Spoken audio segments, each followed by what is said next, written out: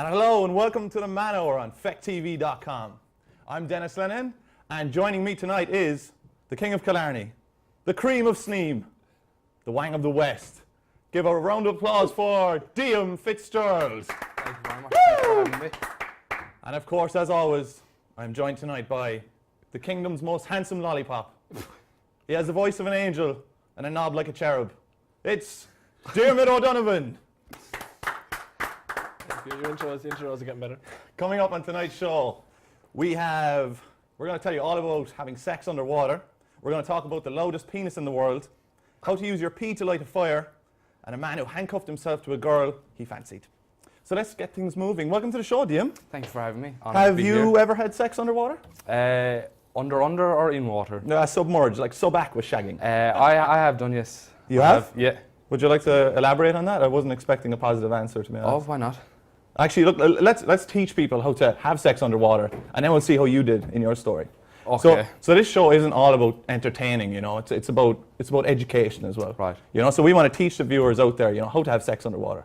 So what are the two things that people forget about when they have sex underwater? Not wearing a condom. Not wearing a condom is actually one, yeah. And what's the problem with condoms? They break, right? They can break, yeah, but they don't work too well underwater. Right, so you got to bring lots of them just in case they slip. You'd want to be some icon to be able to get a condom on underwater as well. You'd want to be like an Aquaman. Yeah, it would fill up and stuff when you'd be putting it around. Exactly. What's the second part? Second part? Can you guess? It's not the bacteria, is it? No, it's not the bacteria, but that is another thing. Fresh water ponds. No, we're thinking natural lubrication. Can anyone guess? It'll get rid of it, would it? The water. Yeah, it gets rid of from a woman's love cave. Is that the word? What's the natural lubrication? Actually, the water washes it away, so you can have a pretty uncomfortable time if you're having a sub-aqua sex. Guess you could say they get washed out. Yes. Anyway, where is the best place to have sub-aqua sex? If you had to think of somewhere, where would be the best? A hot spring. A hot spring. That's not bad. Could we think of normal places where people could actually have sex? Jacuzzi. A jacuzzi. That's one. Swimming pool. And what's the problem with a swimming pool? Huh? Just chlorine. There's chlorine in the water. And what does chlorine do? Fuck up your dick.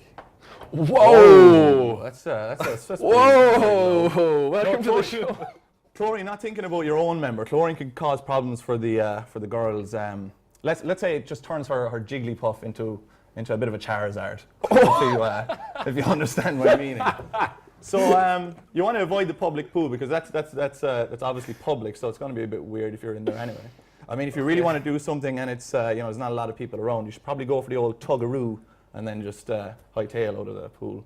But where else could you go for a little sex fest in the water?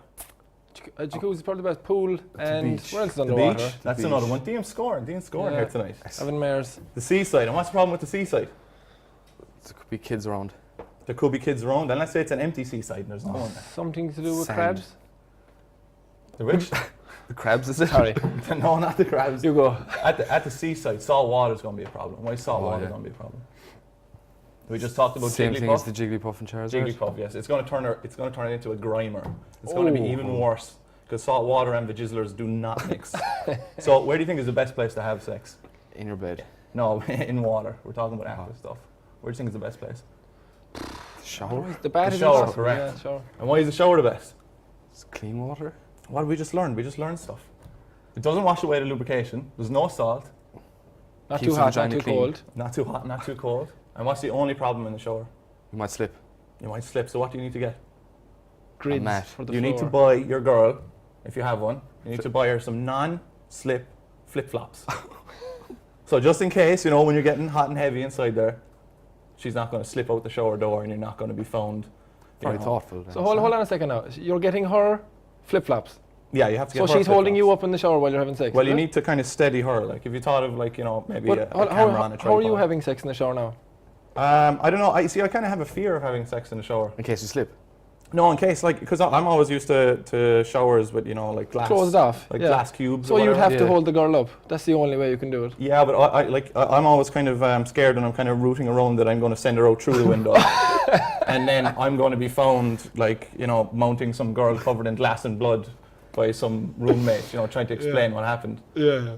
That wouldn't be a good look. No, it won't be a good one. So, where's the most adventurous place you've had sex, Diarmuid? Being from Kerry, you know me very well. Obviously the viewers won't. No, I'm actually going somewhere. It's nothing to do with Kerry. But honestly, the foot of the bed, I'm very I'm unadventurous. And how was that for you? See how confused I got when you said sex in the shower? Yeah, the foot of the bed. I'm going to stick with that. The foot of the bed. What about you, Diam? I'd have to say it goes back to the water and sex The as hot well. spring? No, it wasn't quite the hot spring, but it was in kind of like a jacuzzi thing and kind of a spa thing when I was on holidays one time. Oh yeah, and can you describe it for us in vivid detail? Well, just like if you go down, you know, these kind of spa massage things, like, and you know they have all this relaxation. They have their steam rooms, saunas, all that. So we were in kind of the jacuzzi, and there was a couple of people around, and not in the jacuzzi, like. There was a couple of people around while you were doing it. Not in the jacuzzi per se, like, but they were floating around the. They were just a few dead bodies floating around the general area, like, and I don't know, it just kind of got, you know, the skin touching, minimal clothing. Oh, that's good. And did you know the girl, or did you just happen to? Oh, I did. She was my girlfriend at the time. Yes. Oh, brilliant. Well, that's good. Well, getting off that personal, that's personal fine. issue, I'm and over you shouldn't that. have That's mentioned fine. Dean, we had our first show last week. Yeah, congratulations. And since then, we've become pretty much household names.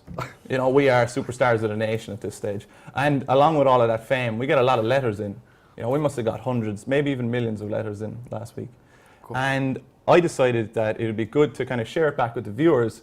That I would get a letter here today that I've randomly picked out, and maybe we could read it out to the audience. Out of the hundreds of thousands, is it? Yeah. So if I was to slide a letter there to Diarmuid, would you be able to read that out to the audience just to share it with our viewers? Hi, dear Manor. I love the first show. I thought it was funny, informative, and arousing. Denis is my favourite by far. He's incredibly handsome and smart, and always makes me laugh. If I was the owner of Fake TV, I would never ever fire Denis, and I would buy him lots of expensive gifts for his birthday in March. Oh, and one more thing. Diarmuid is not very likeable, and definitely not as good looking and as sexy as Denis. If I had to pick one of them to have sex with, I would pick Denis, because I say he definitely has a huge penis. Keep up the good work, Sharon Murphy. Oh, thanks, Sharon, for that. That was very nice of her to send that in, wasn't it? Very kind words for you, Denis. Yeah, she's a bit of a literary marvel, isn't she? Yeah. And even going on from there, and speaking about you know, people's members, as you just did there, what is the loudest creature in the world? We're going to point this one at you, Diam. A whale. A whale, close. Oh. Rose, do you have any idea? Crow? A crow? No, it's not a crow. It's a water boatman. And do you know what size this guy is? He's a little insect. He's 2 millimeters big. And do you know why he's the loudest guy in the world? Is it because he's so small? Is it all relative to his size? It's relative to his size, but this guy's pretty impressive anyway. But you know why he's, with the small little guy, he's the loudest? He makes that much noise. He makes so much noise. And how does he make so much noise? He rubs his penis against his abdomen, right? Which sends out a love message to any slutty water boat women that might be hanging around in the same pond as him. Right? Okay. So James Windmill, a professor at the Centre for Ultrasonic Engineering in Glasgow, says that this little guy can reach a decibel level of 78.9 by rubbing his penis off of his abdomen. That's like a passing freight train. That's impressive. And can you guess why the only reason we all haven't gone deaf? Because these guys are everywhere, like they're in all the ponds. Come on, let's think science here. They're microscopic. They're microscopic. No, it's because... the other noise drowns it out, I suppose, is it? Yes, the water drowns out the sound of this guy. Frogs and crickets and everything. Sending messages to all his... Slutters. Yes, he slutters, as I nicely put it. Does your penis make any noise, Diarmuid? No. No? Not a bit, no? Well, you have to elaborate, like, am I up or down? I'm just wondering. I mean, this guy obviously has a massive talent. I'm just wondering, do you... And he can sing from his penis. So you're asking me, does my penis Oh, make no, noise? he can't sing from his penis. It just makes a big noise. You're insinuating that your penis can sing. I'm not. I think my penis just kind of sighs at this kind of stage now.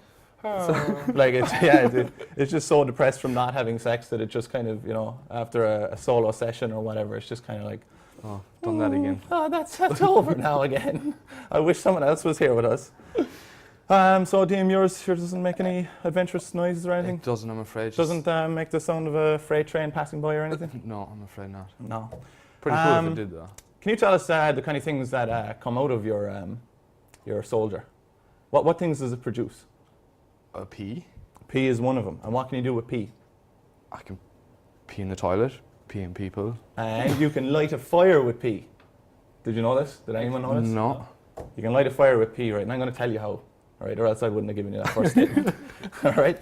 So you pee into a bottle, you fill it up a little bit, then you take some cling film and you make a little like pouch. You can make it on like little rocks, if you know what I mean. So you spread the cling film out and you pour the pee into it and then you wrap it around to make a little pouch of pee and you can use it as a magnifying glass. Okay. Now the reason I'm telling you this story is because We're going to do it in the studio right now. no, we're not. The reason I'm telling you